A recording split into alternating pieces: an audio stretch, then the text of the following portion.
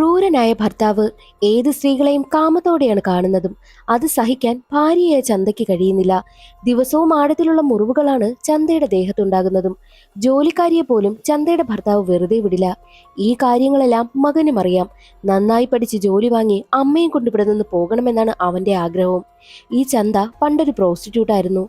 അവിടെ നിന്നാണ് മഹാരാജ ചന്തയെ ഇങ്ങോട്ട് കൊണ്ടുവന്നതും. തന്റെ പഴയ ആളുകളെയൊക്കെ വിളിച്ച് സംസാരിക്കുമ്പോൾ അവിടെ ഒരു പെൺകുട്ടിക്ക് HIV സ്ഥിരീകരിച്ചത് ചന്ത അറിയുകയാണ്. അങ്ങനെ അവരുടെ വീട്ടിലേക്ക് പുതിയൊരു ജോലിക്കാരി വരും. അവളെയും കാമത്തോടെയാണ് മഹാരാജ കണ്ടതും. ഒരു ദിവസം ബെഡ്റൂമിലേക്കും ക്ഷണിക്കുന്നുണ്ട്. അന്ന് രാത്രി രണ്ടാളും ബന്ധപ്പെടുന്ന ശബ്ദം കേട്ട് ചന്ത ഒരുപാട് ചിരിക്കും. കാരണം എയ്ഡ്സ് ബാധിച്ച പെണ്ണിനെ ഭർത്താവിനോട് പ്രതികാരം വീട്ടുവാനായിട്ട് ചന്ത കൊണ്ടുവന്നതായിരുന്നു.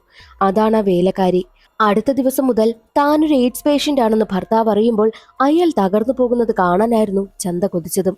പക്ഷേ മഹാരാജ അന്ന് വേലക്കാരിക്കടുത്ത് പോയില്ല. കുടിച്ച് ബോധമില്ലാതെ ഹാളിൽ കിടക്കുകയാണ്. വേലക്കാരിക്കടുത്തുള്ളത് ചന്തയുടെ മകനായിരുന്നു. അതറിഞ്ഞ് ചന്ത ഒരുപാട് തകർന്നു പോകും. തന്റെ മകൻ എയ്ഡ്സ് രോഗിയായി മാറിയല്ലോ എന്ന് ചിന്തിച്ച് അവൾ ഒരുപാട് പൊട്ടിക്കരയുകയാണ്. ഭർത്താവിന് പണി കൊടുക്കാൻ നോക്കിയിട്ട് പണി കിട്ടിയത് സ്വന്തം മകനായി പോയി എന്ന് മാത്രം.